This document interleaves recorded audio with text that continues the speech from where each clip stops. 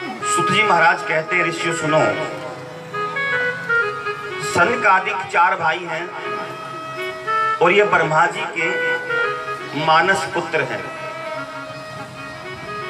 सनक, सनंदन, सनातन और सनत कुमार, ये 4 भाई बद्रिकाश्रम में रहते हैं। विशाला नाम का एक क्षेत्र है, वहां इनका आश्रम है।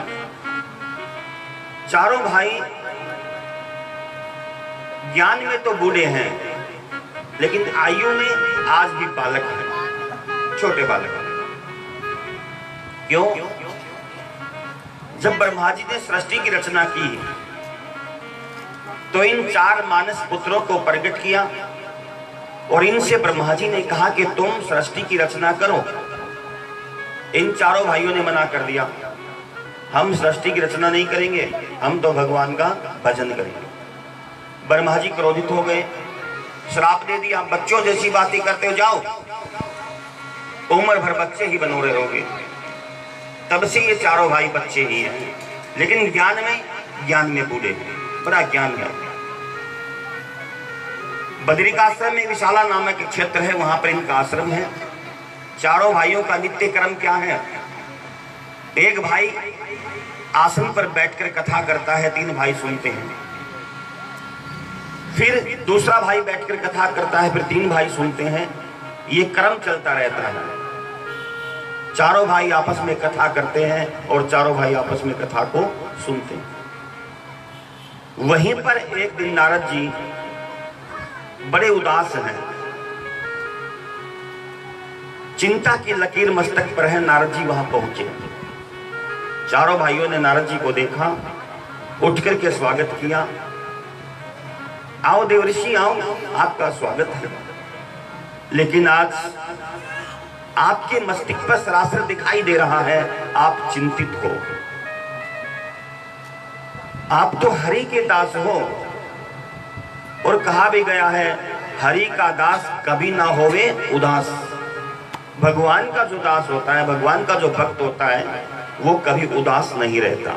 हमेशा उसके चेहरे पर आपको हंसी दिखाई देगी, मुस्कुराहट दिखाई देगी। वो चाहे कितनी भी गरीबी में हो, कितना भी दुखी हो, अगर वो सच्चा भगत का, सच्चा भगवान का भक्त है, तो कभी भी उसके चेहरे पर आपको उदासी दिखाई नहीं देगी। और ये पहचान होती है भगत की, भगवान के भक्तों की ये खास पहचान है। वो चाहे कितना भी दुखी हो, कितना भी कष्ट में हो, कितना भी संकट में हो, कभी भी उसके चेहरे पर उदासी नहीं आती। चारों भाइयों ने पूछा, नारद जी आज आप उदास दिखाई दे रहे हो, कारण क्या है? कारण बताइए। नारद जी ने कहा, ऋषियों क्या बताऊं, मैं इस पृथ्वी का भ्रमण करने के लिए आया था कि जाकर देखूं इस धरती पर क्या हो रहा है, धर्म कहां तक पहुंच गया है, पुण्य कहां तक पहुंच गया है। ये देखने के लिए मैं इस पृथ्वी पर आया। बड़े बड़े तीर्थों का दर्शन किया। मैं पुष्कर जी गया, कुरुक्षेत्र गया, हरिद्वार गया, सब जगह मैंने जाकर के देखा, हर जगह पर आज पाप ही पाप हो रहा है, हर जगह पाप है। ऐसी धार्मिक स्थानों पर भी लोग पाप करने से नहीं डरते, वहां भी पाप है। ये देखकर के मैं चिंतित हुआ। जिस धरती पर भगवान ने अवतार लिया, जिस धरा पर भगवान नंगे पैरों घूमे, जिस धरती पर आकर भगवान ने इस धर्म को खड़ा किया, आज उसी धरती पर यह धर्म डामाडोल हो रहा है। मैं चिंतित हुआ। मैं वहां से आगे बढ़ा, आगे चल करके देखा, एक जगह पर भाई भाई की हत्या कर रहा है, बेटा बाप को मार रहा है, मां को घर से निकाला जा रहा है। ऐसे ऐसे पाप मैंने इस धरती पर देखे। फिर मैं आगे बढ़ा, चलते चलते जब मैं वृंदावन में पहुंचा तो वहां पर एक कौतुक देख करके मैं रुक गया। मैंने देखा एक युवा स्त्री, जवान स्त्री बैठे बैठे रो रही है। उसके पास दो बुजुर्ग व्यक्ति, बूढ़े व्यक्ति लेटे हुए हैं। बहुत सी नारियां चारों ओर खड़ी खड़ी उसको सांत्वना दे रही हैं, उसको चुप करा रही हैं। मैंने ये दृश्य देखा। एक बार तो मैं रुका, लेकिन मैं ठहरा सन्यासी। बिना बुलाए मैं उस स्त्री के पास नहीं गया। उस कौतुक को देखकर मैं वहां से चलने लगा। तभी उस युवा स्त्री ने आवाज लगाई, हे साधु रुको। मैं रुक गया। उसने मुझे अपने पास बुलाया, इधर आइए। मैं गया। मैंने पूछा कि तुम कौन हो और क्यों विलाप कर रही हो, क्यों रो रही हो, और तुम्हारे पास जो बूढ़े व्यक्ति पड़े हुए हैं ये कौन है? उस स्त्री ने कहा, हे देवर्षि, ये दो बूढ़े पड़े हुए हैं, ये दोनों मेरे बेटे हैं। मेरा नाम भक्ति है और ये दोनों बेटे, एक का नाम ज्ञान है, एक का नाम वैराग्य है। दोनों मेरे बेटे हैं। मुझे बड़ा आश्चर्य हुआ कि मां तो इतनी युवा है और बेटे बूढ़े हैं। ये तो उल्टा हो गया। होना चाहिए मां बूढ़ी होनी चाहिए और बेटे जवान होने चाहिए, लेकिन यहां तो उल्टा हो गया। मां जवान है और बेटे बूढ़े हैं। उत्सुकता से मैंने पूछ लिया, हे भगती महारानी, आखिर ये बताइए कि तुम इतनी जवान, तुम्हारे बेटे इतने बूढ़े, ऐसे कैसे हुआ? तब उस भक्ति महारानी ने मुझसे कहा, हे देवर्षि, मेरा जन्म द्रविड़ देश में हुआ है। द्रविड़ देश में मैं पैदा हुई हूं और जब मैं कर्नाटक में आई तो वहां मेरा विवाह हुआ। जवान हो गई, मेरा विवाह हो गया। महाराष्ट्र में पहुंच करके मेरे दो बालक हो गए और जब मैं गुजरात में पहुंची तो मैं भी बूढ़ी हो गई और मेरे दोनों बेटे भी बूढ़े हो गए। हम तीनों वहां से चले, वृंदावन में प्रवेश किया तो एकाएक मैं तो युवा हो गई, जवान हो गई, लेकिन मेरे दोनों बेटा बूढ़े के बूढ़े रहे। अब ये दोनों मूर्छित पड़े हैं, इन्हें चेतना नहीं हो। आप कोई ऐसा उपाय कि दोनों बेटों की मूर्छा दूर हो जाए, इनको चेतना आ जाए। नारद जी बोले, हे ऋषियों, उस स्त्री की बात सुनकर के मैंने उसके दोनों बेटों की मूर्छा दूर करने के लिए बड़ा प्रयत्न किया।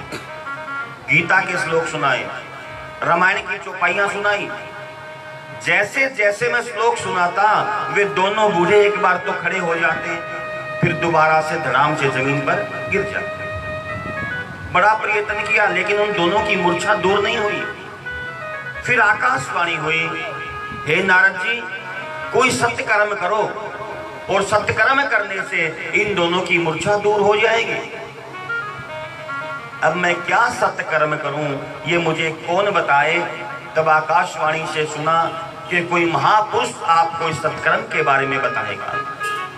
बस तभी से मैं बड़ा चिंतित हूं। अब वो कौन महापुरुष मुझको मिले जो उन दोनों की ज्ञान और वैराग्य की मूर्छा दूर करने का मुझे उपाय बताए। तब सनकादिकों ने कहा, हे नारद जी, आप सही जगह आ गए हैं। हम आपको वो सत्कर्म बताएंगे जिसके करने से ज्ञान और वैराग्य की मूर्छा दूर हो जाएगी। भगती महारानी जिन्होंने ये कहा कि मेरा जन्म द्रविड़ देश में हुआ, ये द्रविड़ देश क्या है? द्रविड़ देश इस हृदय को कहा गया है। भक्ति का जन्म हृदय में होता है, हृदय से भक्ति प्रकट होती है। भक्ति ने कहा कर्नाटक में जब मैं गई तो युवा हो गई, जवान हो गई, मेरा विवाह हो गया। कर्नाटक क्या है? इन कानों को ही कर्नाटक कहा गया है। जब भक्ति की बातें कानों में आती हैं, भक्ति की बातों को हम सुनते हैं, तो भक्ति जवान हो जाती है, पक जाती है। फिर कहा महाराष्ट्र में आते ही मेरे 2 बालक हो गए, ज्ञान और वैराग्य। महाराष्ट्र क्या है? इस मन को ही महाराष्ट्र कहा गया है। जब भक्ति मन में आती है तो मन में ज्ञान और वैराग्य उत्पन्न हो जाता है। आप कथा में ध्यान दो, इधर उधर मत देखो। मन में जब भक्ति आती है तो ज्ञान और वैराग्य उत्पन्न हो जाते हैं। फिर भक्ति ने कहा, मैं जब गुजरात में गई तो मैं भी बूढ़ी हो गई और मेरे बेटे भी बूढ़े हो गए। गुजरात क्या है? गुजरात का मतलब है जो समय गुजर जाए, चला जाए। जब समय गुजर जाएगा तो आपकी भक्ति भी बूढ़ी हो जाएगी और आपका ज्ञान और वैराग्य भी बूढ़ा हो जाएगा। इसलिए समय को मत जाने दो। जब तक समय है आपके हाथ में, तब तक आप भगवान की भक्ति करो, ताकि आपके ज्ञान और वैराग्य दोनों जवान रहें, कभी बूढ़े ना हो। और यही होता है जब आप कथा पंडाल में होते हो और कथा सुनते हो, तब तक आपकी भक्ति भी जवान रहती है, आपका ज्ञान भी और आपका वैराग्य जवान होता है।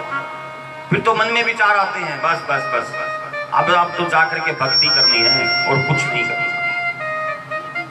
जब पंडाल से बाहर निकलते हो तो भक्ति भी बूढ़ी हो जाती है और ज्ञान भी वैराग्य भी बूढ़े हो जाते हैं। सनकादिकों ने कहा, नारद जी हम आपको बताते हैं क्या सत्कर्म करना है। बोले क्या करूं? आप ऐसा कीजिए, एक श्रीमद् भागवत कथा का पारायण करवाइए, और श्रीमद् भागवत कथा का आप पारायण करवाओगे, वहां पर भक्ति दौड़ करके आएगी और दोनों ज्ञान वैराग्य बेटे भी जिंदा हो जाएंगे। नारद जी ने कहा, ये करेगा कौन? कौन सुनाएगा? सनकादिकों ने कहा, हम आपको कथा सुनाएंगे और आप कथा को सुनिएगा, और फिर देखिए जब कथा होगी तो कैसे भक्ति जवान होकर के नई नृत्य करेगी, हम आपको दिखाएंगे। और सत्य बात है, जहां पर भगवान की कथा होती है वहां पर भक्ति महारानी जवान होकर के नृत्य करने लगती है, नाचने लगती है, और साथ में उसके दोनों ज्ञान और वैराग्य नामक बेटा भी आकर के नृत्य करते हैं। नारद जी तैयार हो गए। कथा कहां होनी चाहिए? ज्ञान वैराग्य ने कहा, सनकादिकों ने कहा, ज्ञान वैराग्यों को मजबूत करने के लिए, जवान करने के लिए, भक्ति को प्रकट करने के लिए श्रीमद् भागवत कथा किसी पवित्र स्थान पर होनी चाहिए। कथा के स्थान दिए गए हैं, कथा कहां होनी चाहिए? सबसे पहले स्थान है कोई पवित्र स्थान हो, गंगा, यमुना, सरस्वती, नर्मदा, इनका कोई किनारा हो, वहां पर कथा होनी चाहिए। बोले महाराज कोई ऐसा स्थान ना मिले तो मंदिर में कथा होनी चाहिए। बोले मंदिर भी उपलब्ध ना हो तो किसी पीपल के नीचे होनी चाहिए, पीपल भी ना हो तो फिर बोले भगवान को प्रकट करके कहीं पर भी कथा कर सकते हो। वही जगह पवित्र हो जाती है, वहीं पर सारी नदियां आ जाती हैं, वहीं पर सारे देवता आकर के निवास करने लग जाते हैं जहां पर ये कथा होती है। जहां पर कथा विराजमान हो जाती है, वहां की जो धरती होती है वो तो पवित्र होती है। उसके साथ साथ 10 कोस में जहां तक आवाज पहुंचती है, 10 कोस की पृथ्वी जहां पर कथा विराजमान होती है, वहां के आसपास की 10 कोस की पृथ्वी पवित्र हो जाती है, वहां पर देवताओं का निवास हो जाता है। ये महिमा है। नारद जी ने कहा कहां चले, कहां करवाएं? सनकादिकों ने कहा गंगा जी के किनारे चलते हैं, सबसे पवित्र स्थान है गंगा जी। वहीं पर आनंदवन नाम का एक स्थान है, वहां पर सनकादिक आए, गद्दी पर विराजमान हुए हैं। नारद जी नीचे बैठ करके कथा को सुन रहे हैं और सनकादिक नारद जी को श्रीमद् भागवत कथा सुना रहे हैं।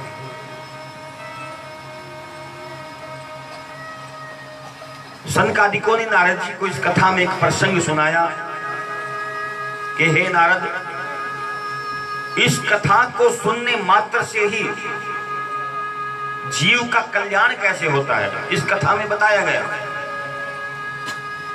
बड़े से बड़ा पापी भी इस कथा को सुन करके मुक्ति पा जाता है।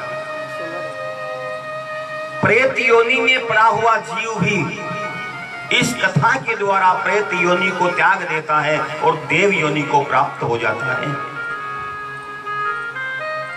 सनकादिकों ने नारद जी को एक प्रसंग सुनाया। नारद जी हाथ जोड़ करके बैठे हैं। सनकादिक नारद जी को श्रीमद् भागवत कथा सुना रहे हैं और इस श्रीमद् भागवत कथा में सनकादिकों ने नारद जी को आत्मदेव नामक एक ब्राह्मण का प्रसंग सुनाया। हे नारद जी सुनो। गंगा किनारे सनकादिक नारद जी को यह कथा सुना रहे हैं। नैमिषारण्य नामक स्थान पर सुत जी महाराज सौनकादिक 88,000 ऋषियों को यह कथा सुना रहे हैं और यहां हम आप लोगों को यह कथा सुना रहे हैं। ध्यान से सुनना। तुंगभद्रा नाम की एक नदी है। तुंगभद्रा नदी के तट पर एक बड़ा सुंदर सा गांव है। उस गांव में आत्मदेव नाम का एक ब्राह्मण रहता है।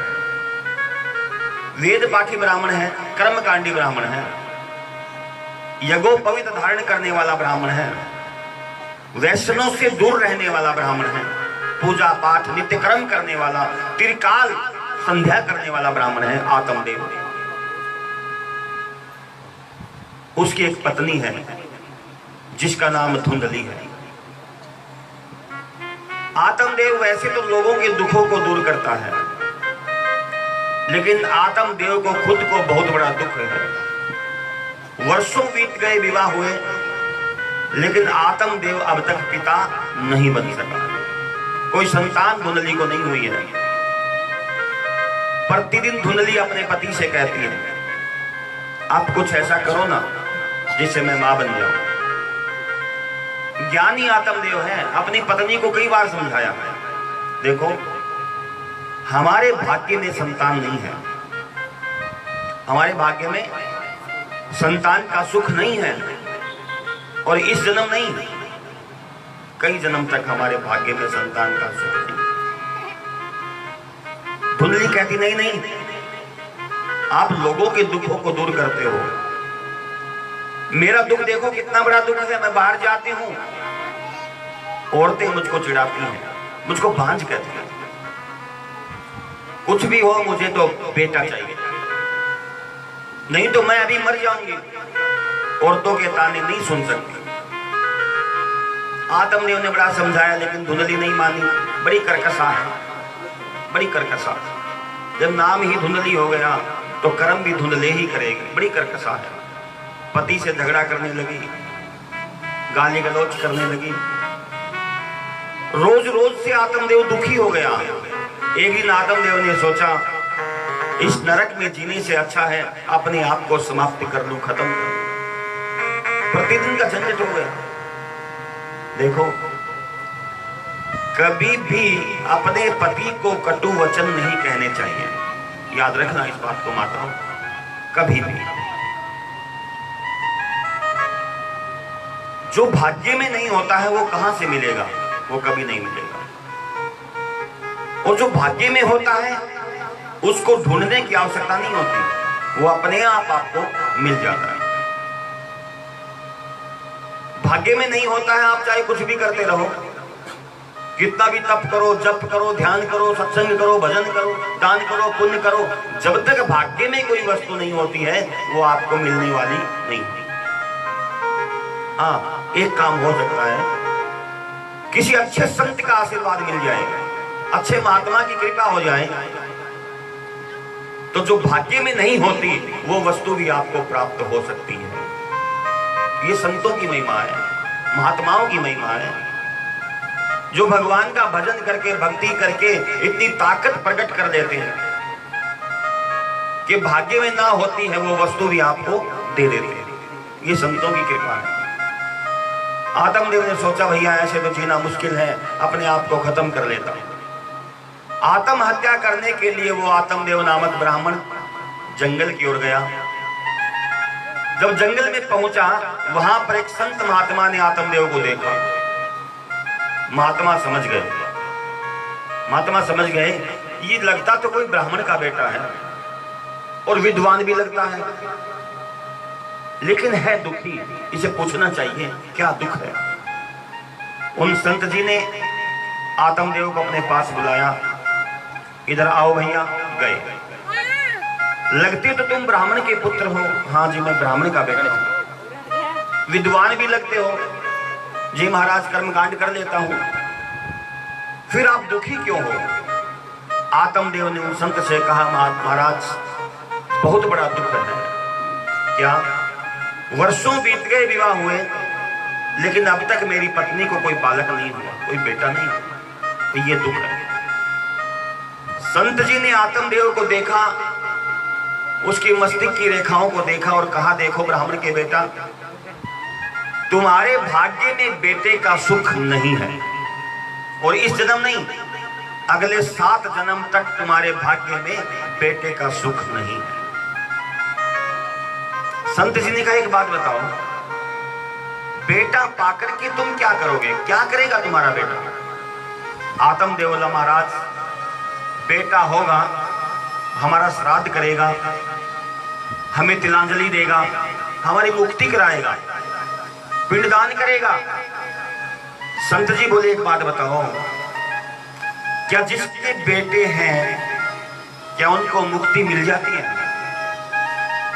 कितने ऐसे लोग हुए हैं जिनके बेटे हैं, उनको मुक्ति मिली है? कौन ऐसा है? और तुम कहते हो पिंडदान करेगा। पिंडदान का मतलब क्या है? ये नहीं कि जौ का आटा लिया, गोले बनाए, नदी में छोड़ दिए, पिंडदान हो गया, नहीं। संत जी बोले, ब्राह्मण, पिंड कहते हैं शरीर को, इस शरीर को पिंड कहा गया है। दान का मतलब होता है दे देना, दान कर देना। इस शरीर को ही भगवान को अर्पण कर दो, सबसे बड़ा पिंडदान यही होता है, सबसे बड़ा पिंडदान। आत्मदेव ने कहा, महात्मा जी आप जैसे प्रवचन मैं भी कर लेता हूं, मुझको भी आते हैं प्रवचन करने। यहां मैं आपके प्रवचन सुनने नहीं आया, अगर आपके पास कुछ है तो आप दीजिए ताकि मैं बाप बन सकूं। संत जी को दया आ गई, क्योंकि कहते हैं ना, संत हृदय नवनीत समाना। संतों का हृदय मक्खन जैसा होता है, जल्दी पिघल जाता है। संत जी पिघल गए। देखो बेटा, वैसे तो तुम्हारे भाग्य में पुत्र का सुख नहीं है, मान जाओ और वापिस चले जाओ। आत्मदेव ने कहा, नहीं मानूंगा और अभी आत्महत्या करूंगा, तुम्हारे सामने मरूंगा। आत्महत्या करना बहुत बड़ा पाप होता है। आत्मदेव बोला, मुझको तो पाप लगेगा ही लगेगा, तुम मुझको मरते हुए देखोगे तो तुमको भी पाप लगेगा, क्योंकि आत्महत्या करने वाले को जो पाप लगता है, देखने वाले को भी वैसा ही पाप लगता है। सबसे बड़ा पाप होता है आत्महत्या करना, अपने आप को समाप्त कर लेना। संत जी ने कहा, ठीक है, एक काम करो, इधर आओ। अपने थैले में हाथ डाला, संत जी ने एक फल निकाला, आत्मदेव को दिया, जाओ अपनी पत्नी को खिला देना, तुम्हें बेटा हो जाएगा। लेकिन याद रखना, बेटे का सुख तुम्हारे जीवन में नहीं।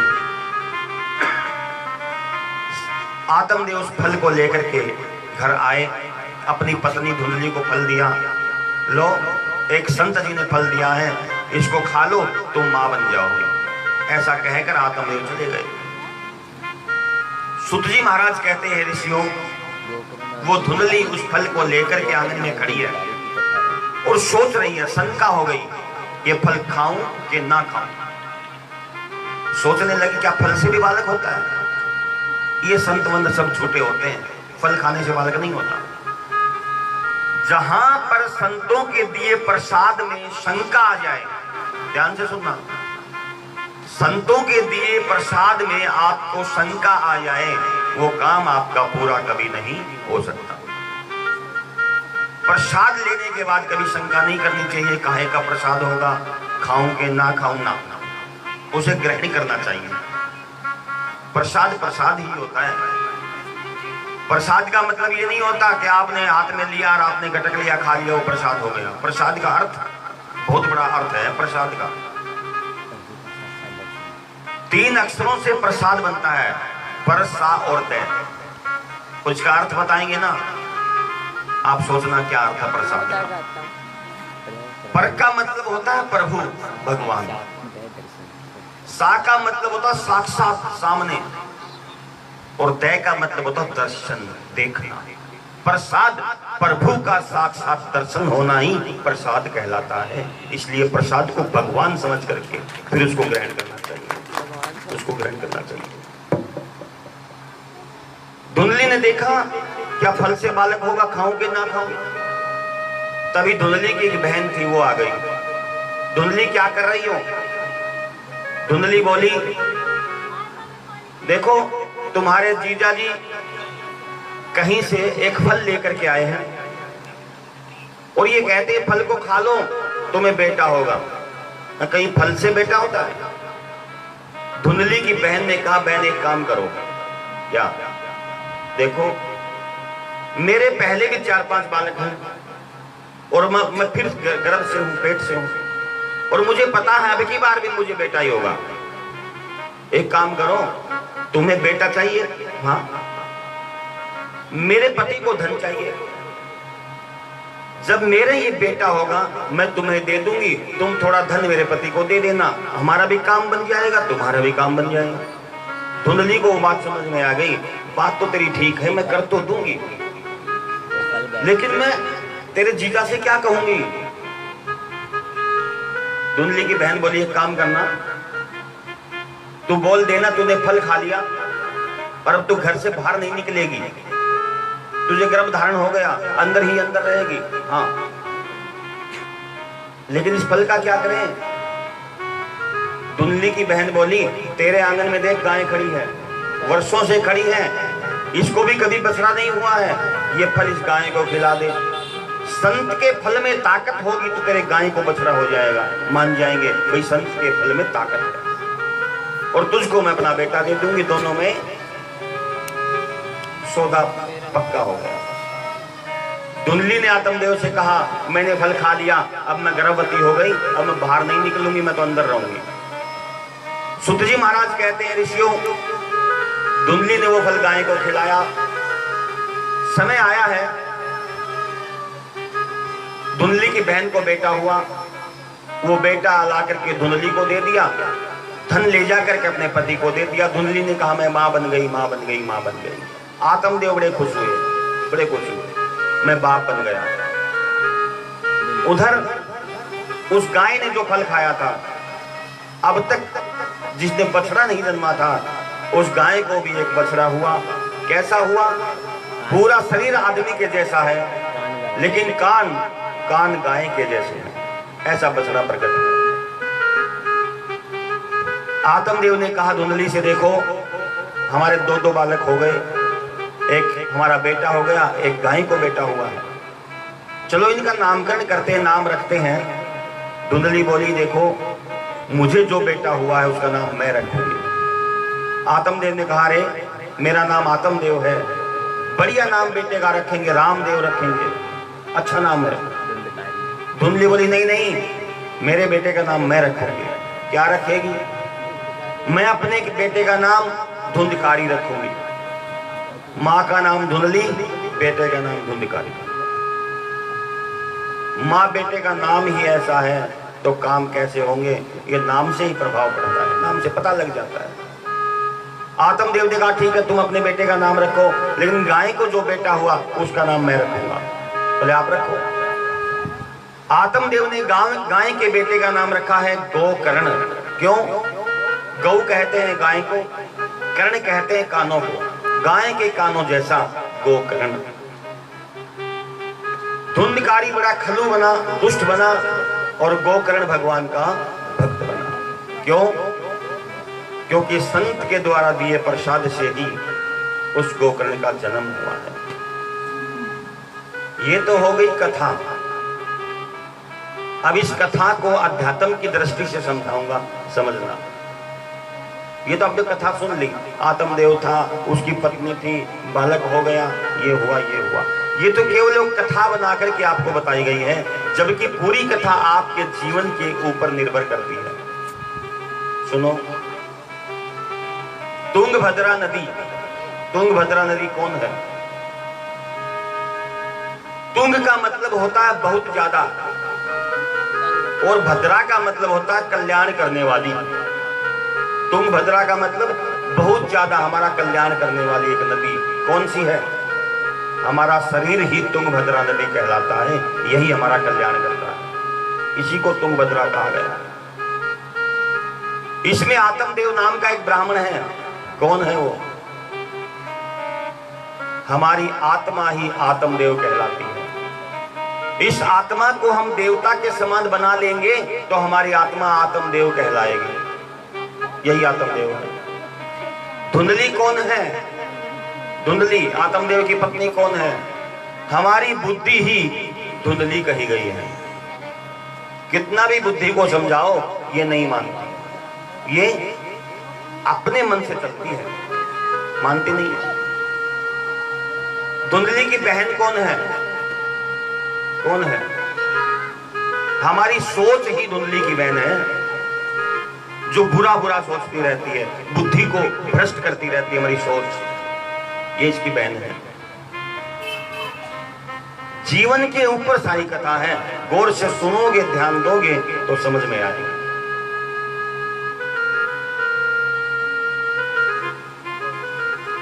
धुंधकारी बड़ा दुष्ट हो गया, बालकपन से ही शरारतें करने लगा, बाहर जाकर के बच्चों को पीटने लगा, उल्हाने आने लगे। लेकिन धुंधली ने हमेशा अपने बेटे का साथ दिया, हमेशा। जो मां अपने बेटे का गलत कार्यों में साथ देती है, समझ लेना बड़ा होकर उसका बेटा उसी की छाती पर लात मारता है। याद रखना इस बात। बेटे को बिगाड़ना, बेटे को सुधारना, ये सारा मां के हाथ में होता है। एक मां चाहे तो बेटे को सुधार सकती है, और मां चाहे तो बेटे को बिगाड़ सकती है, ये मां के हाथ में। धुंधकारी जब शरारत करके आता, धुंधली अपने बेटे को गले लगा लेती। औरतें उलाहना लेकर आकी उन्हीं को डांटती, जाओ जाओ, मेरा बेटा कभी शरारत कर ही नहीं सकता। अच्छा, गोकर्ण था, देखता अपने पिता को पूजा पाठ करते हुए, पास में जाकर बैठ जाता। जैसे पिता पूजा करता, गोकर्ण भी पूजा करने लगा।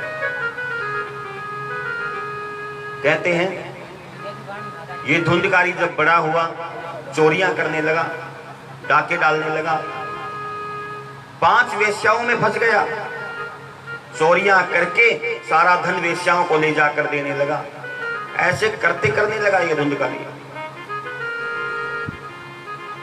एक दिन अपने पिता से आकर कहने लगा, मुझे धन दो। आत्मदेव ने कहा, बेटा मेरे पास धन नहीं है। आज धुंधकारी ने अपने पिता पर हाथ उठाया, मारने लगा। आज आत्मदेव को संत की बात याद आती है, जिसने कहा था, तुम्हारे भाग्य में पुत्र का सुख नहीं। देखिए, बेटा होना एक अलग बात है और बेटे का सुख होना एक अलग बात है। बेटे तो हर घर में मिलेंगे, लेकिन बेटे का सुख किसी विरली माता को ही मिल सकता है, अन्यथा तो हर माता बेटों से ही दुखी रहती है। आज आत्मदेव रो रहा है। ये संत ने सही कहा था, बेटे का सुख भाग्य में नहीं। गोकर्ण जी अपने पिता के पास आए, अपने पिता को समझाया, देखो पिताश्री, ये दुष्ट है, आप यहाँ रहोगे ये आपको रहने नहीं देगा, आपको भजन नहीं करने देगा। इसलिए आप एक काम करो, एक घर का त्याग कर दो, गंगा किनारे जाओ, जाकर के भागवत जी के 10वें स्कंद का पाठ करो और भगवान को प्राप्त करो। आत्मदेव ने उसी समय घर को छोड़ दिया, गंगा किनारे जाकर के भागवत जी के 10वें स्कंद का पाठ करने लगे और भगवान में विलीन हो गए। अब धुंधकारी और खुल गया, बाप का साया उठ गया था, अब अकेला रह गया, अब कोई डर नहीं, अब तो बड़ी बड़ी चोरियां करने लगा। एक दिन मां से बोला मुझको धन दो। धुंधली ने कहा मेरे पास कोई धन नहीं है, जो था वो चुरा करके ले गया, अब कुछ भी घर में नहीं बचा। आज वो धुंधकारी अपनी मां को पीटने लगा। आज धुंधली बैठ करके रो रही है, काश मैं अपने पति की बात को मान लेती तो ये दिन देखने को नहीं मिलता।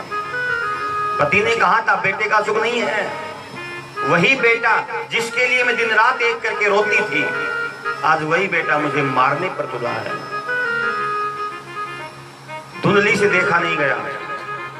घर के आंगन में कुआं था, धुंधली ने छलांग लगा ली, अपने आप को समाप्त कर लिया। गोकर्ण ने भी घर को छोड़ दिया, अब धुंधकारी अकेला रह गया, अकेला। 5 वेश्याओं को लाकर के घर में रख लिया, चोरियां करता, धन लाकर के उनको दे देता। एक दिन धुंधकारी ने राजा के महल में चोरी कर ली, राजा का धन जाकर वेश्याओं को दिया। वेश्याओं ने देखा अरे ये तो राजा का धन है, अब राजा के सैनिक आएंगे, ये तो पकड़ी जाएंगी, ये तो पकड़ा जाएगा, साथ में हम भी पकड़ी जाएंगे, क्या किया जाए। 5 ने विचार किया अब इस धुंधकारी को यही मार देते हैं। बड़ा प्रयत्न किया धुंधकारी को मारने का, लेकिन धुंधकारी के प्राण नहीं निकल रहे हैं। क्यों? दुष्ट व्यक्ति के प्राण इतने आसानी से नहीं निकलते। दुष्ट व्यक्ति जो होता है ना, बुरा व्यक्ति, वो जल्दी से नहीं मरता, और जो अच्छा व्यक्ति होता है, भगवान का भक्त होता है, उसके प्राण बहुत जल्दी निकल जाते हैं। कई बार कहते हैं ना हम, अरे बड़ा अच्छा आदमी था, इतनी जल्दी चला गया, इससे अच्छा तो वो मर जाता, उसको मौत नहीं आती। क्यों?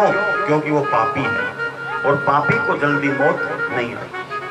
बड़ा प्रयत्न किया 5 वेश्याओं ने धुंधकारी को मारने का, प्राण नहीं निकल रहे हैं। अंत में जलते हुए अंगारे उसके मुख में ठोक दिए, उसका प्राणांत हुआ, उसके प्राणों का अंत हो गया, धुंधकारी मर गया। अब क्या किया जाए?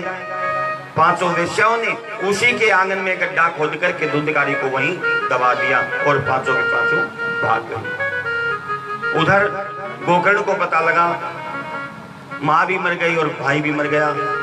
गया जाकर के दोनों का पिंडदान किया, श्राद्ध किया, अपने गांव वापिस आया है।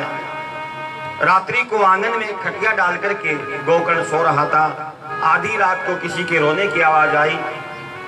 गोकर्ण उठा, उठ करके पूछने लगा भाई कौन है? भूत है, पिशाच है, प्रेत है? सामने आकर के बता क्यों रो रहा है? आवाज आई भैया मैं तुम्हारा भाई धुंधकारी हूं, मेरी मुक्ति करवाओ, मैं प्रेत योनि में फंस गया हूं, मैं बड़ा दुखी हूं। बुरे कर्म करने वाला सीधा प्रेत योनि में जाता है, याद रखिए, सीधा प्रेत योनि में। और प्रेत योनि में उसको छुटकारा नहीं मिलता, वो बड़ा दुखी होता है, बड़ा कष्ट भोगता है उस योनि में पड़ करके। धुंधकारी रो रहा है भैया मुझे बचाओ, मैं इस योनि में बड़ा दुखी हो रहा हूं, मेरी मुक्ति का कोई उपाय करवाओ। गोकर्ण ने कहा भैया अब तो रात्रि है, अब तुम जाओ, सुबह मैं किसी से पूछूंगा तुम्हारी मुक्ति का उपाय, फिर मैं कोई ना कोई उपाय करूंगा। सुखजी महाराज कहते ऋषियों सुबह हुई, गोकर्ण महाराज उठे हैं, सूर्य भगवान को प्रतिदिन अर्घ्य दिया करते, जल का लोटा लिया, सूर्य भगवान को अर्घ्य दिया। जब सूर्य भगवान चलने लगे तो गोकर्ण ने सूर्य भगवान को रोका, हे सूर्य देवता रुको। सूर्य भगवान रुके, पूछो क्या पूछते हो? गोकर्ण ने कहा मेरा भाई प्रेत योनि में पड़ा है, उसकी मुक्ति का कोई उपाय बताइए। सूर्य भगवान ने कहा गोकर्ण प्रेत योनि से मुक्ति का एक ही उपाय है, तुम श्रीमद् भागवत कथा का पारायण करवाओ, अपने भाई को वहां बुलाओ, उसको कथा सुनाओ। सूत जी ने कहा ऋषियों सूर्य भगवान की बातों को सुन करके उत्तम समय देख करके गोकर्ण ने एक विशाल श्रीमद् भागवत कथा का आयोजन करवाया। दूर दूर तक लोगों को संदेशा दिया, बड़े बड़े महात्मा मुनि ऋषि ब्राह्मण उस कथा को सुनने के लिए आए। कथा जहां होती हो उस कथा का संदेशा दूर दूर तक देना चाहिए। इससे आप लोगों को फल मिलता है। आप जाकर लोगों को बताओ, वह कथा हो रही है, सुनो, आपका भला होगा। आपके कहने से जो लोग सुनने के लिए आएंगे उनका फल भी आपको प्राप्त होगा। कथा सुनाना भगवान की बहुत बड़ी कृपा मानी गई है। जब भगवान की कृपा होती है तभी कथा मिलती है, ऐसे नहीं मिलती। बहुत बड़ी कथा का आयोजन करवाया है, दूर देशों तक लोगों को बुलाया, बड़ा सुंदर मंडप बनाया गया। अब धुंधकारी प्रेत योनि में था, उसको कैसे बुलाया जाए, उसको कैसे कथा सुनाई जाए, क्योंकि प्रेत एक हवा होती है, वायु होती है, वो कहीं बैठ नहीं सकता। 7 पोरी का एक बांस वहां पर गाड़ दिया गया, ब्राह्मणों द्वारा आह्वान किया गया, उस बांस पे धुंधकारी को विराजमान कराया गया, बिठाया गया। कहते हैं जब एक दिन की कथा हुई, उस बांस की एक पोरी फट गई। दूसरे दिन की कथा हुई, तीसरे दिन की कथा हुई, तीसरी पोरी फट गई। 7 दिन की कथा हुई, उस बांस की 7 पोरियां फट गई। उस बांस आकाश से विमान लेकर भगवान के पार्षद आए। अरे भैया धुंधकारी कौन है? सबने कहा ये धुंधकारी है। आओ, तुम्हें भगवान ने बैकुंठ में बुलाया है, तुम्हारे लिए विमान भेजा है। धुंधकारी विमान में बैठने लगा। सब लोगों ने कहा भैया रुको, पहले एक बात बताओ, क्या कथा तो हमने भी सुनी है, फिर केवल धुंधकारी को लेने के लिए विमान क्यों आया, हमें लेने के लिए क्यों नहीं आया? भगवान के पार्षदों ने कहा देखो, जिस प्रकार धुंधकारी ने कथा को सुना है, आप लोगों ने उस प्रकार कथा को नहीं सुना। ये धुंधकारी 7 दिन तक एक स्थान पर बैठा रहा, ना इसने भोजन किया, ना पानी पिया, ना इसने आसन बदला। एक ही आसन पर बैठ करके व्रत रख करके मन चित्त को लगा करके इस कथा का श्रवण किया। इसलिए भगवान ने इसको बुलाने के लिए विमान भेजा है। आप लोगों ने 7 दिन में तो 7 बार तो आसन बदला होगा, 7 बार खाना खाया होगा, उठ उठ कर पानी पिया होगा, इधर देखा होगा, उधर देखा होगा। ऐसे कथा सुनोगे तो कभी भी भगवान का विमान नहीं आएगा।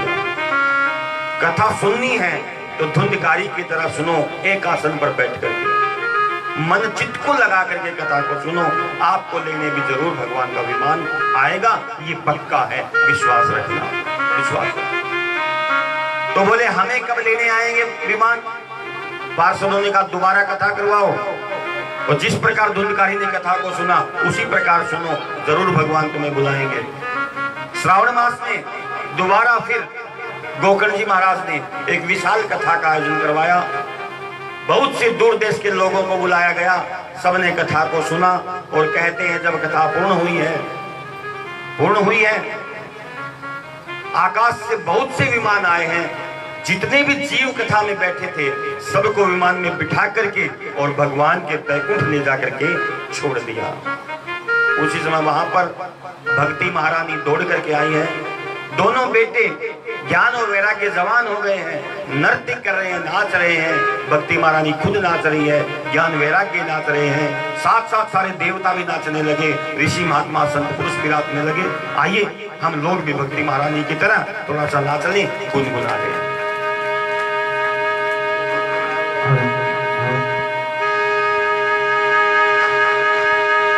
भज मन राधे गोविंदा,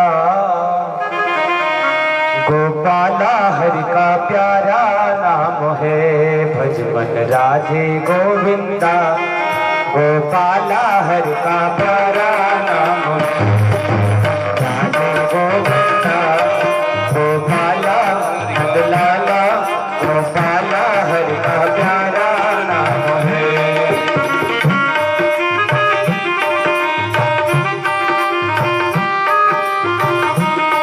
गोपाला हरि का प्यारा नाम है, नंदलाला हरि का प्यारा नाम है।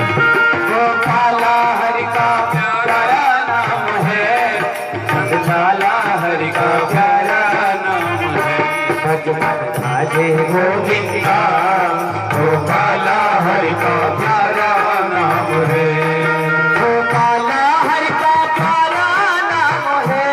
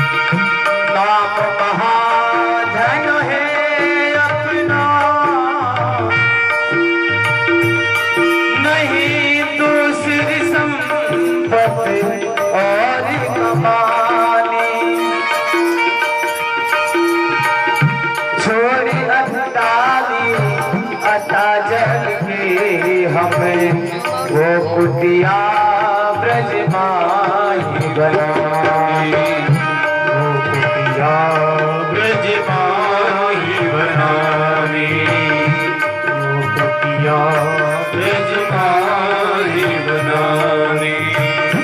तो कुंडले रस कन के सदा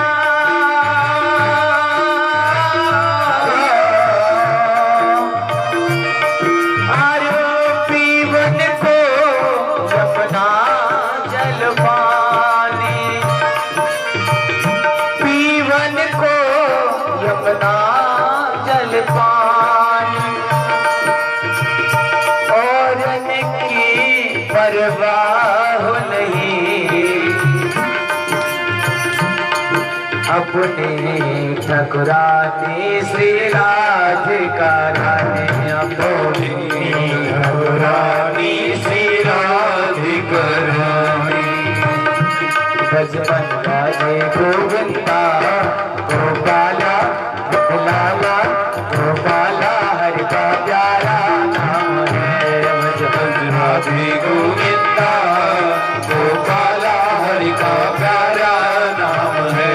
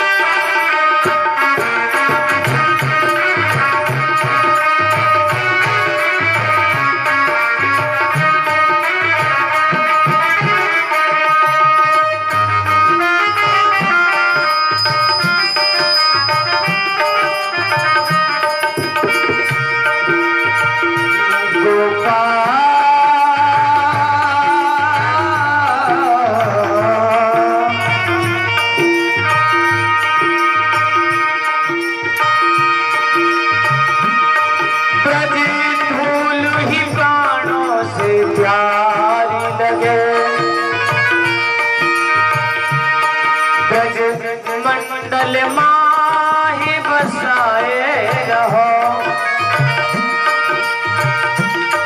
रसिकों के सुसंग में मस्त रहो। जग चाल सुनाथ बजाए रहो, जग चाल सुनाथ बजाए रहो, जग चाल सुनाथ बजाए रहो। बाकी छवि को निहारा करो, छवि झाक सुनाथ झकाए रहो। मेरे बाके बिहारी मेरी बिनती, मेरे नैनों से नैना मिलाए रहो, मेरे नैनों से नैना मिलाए रहो, मेरे नैनों से नैना मिलाए रहो। भजमन राधे गोविंदा गोपाला हरि का प्यारा नाम है। भजमन राधे गोविंदा गोपाला हरि का प्यारा नाम है। भजमन राधे गोविंदा गोपाला नंदलाला गोपाला हरि का प्यारा नाम है।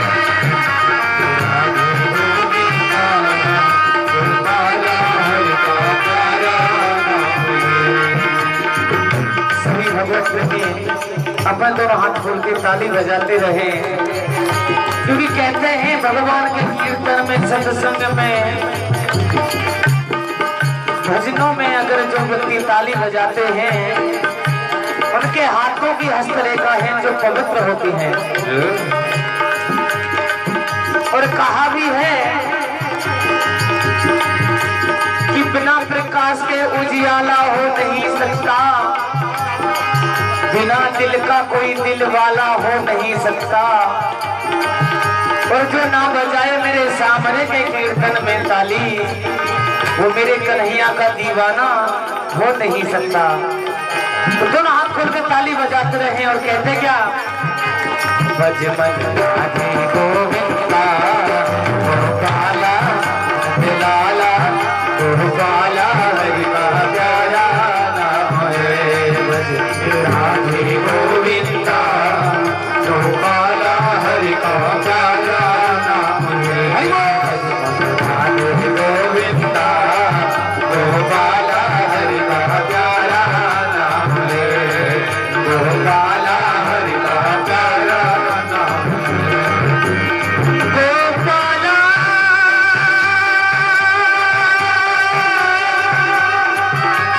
राधे गोविंद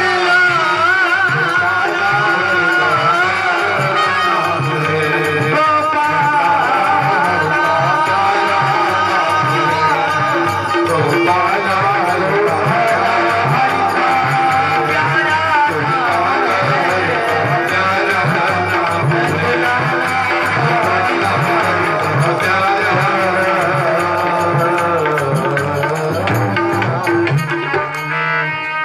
बोले कृष्ण कन्हैया लाल की जय जय हो। देखिए, ये जो कथा हो रही है